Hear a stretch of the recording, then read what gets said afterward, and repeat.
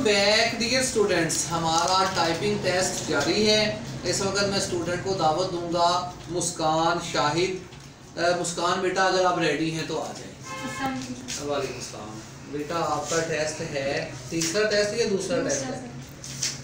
अच्छा, top row है जी।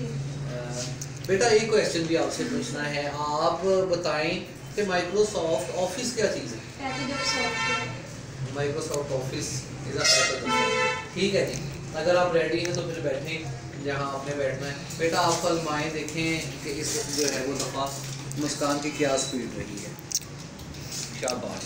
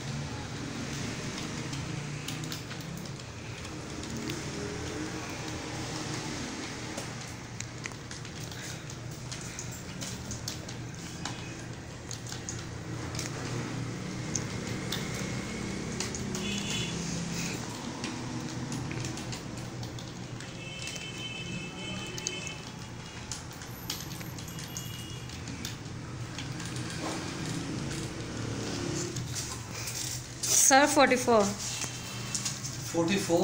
Very good बेटा, ये तो जो है वो अच्छी स्पीड। 11 मिस्टेक्स और 1 मिनट 22 सेकंड्स। जी बिल्कुल ठीक है। एक सेकंड। अच्छा जी, 44 आपकी स्पीड है इस दफ़ा जी। और आपकी मिस्टेक्स हैं 11।